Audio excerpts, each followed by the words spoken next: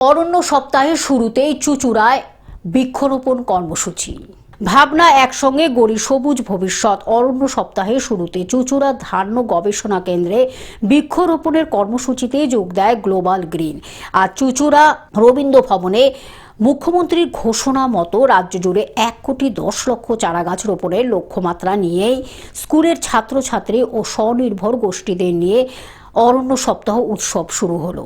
অরণ্য বাঁচানোর আবেদন জানিয়ে সঙ্গীত পরিবেশন করা হয়। অরণ্য সপ্তাহে সূচনা করলেন স্কুলের ছাত্রীদের সাথে জেলা শাসক খুরশিদ আলী কাদরি।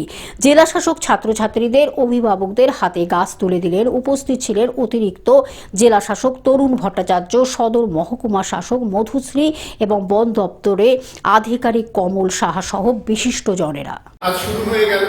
আজকের পর 15, 16, 17, 18, 19 প্রত্যেক দিন বিভিন্ন কর্মসূচির মাধ্যমে স্কুল থেকে শুরু করে এনজিও থেকে শুরু করে ইকো ক্লাব সমস্ত সেক্টরকে যুক্ত করে পশ্চিমবঙ্গ সরকার এই বৃক্ষরোপণ কর্মসূচিকে ছড়িয়ে দেওয়ার চেষ্টা করেছে।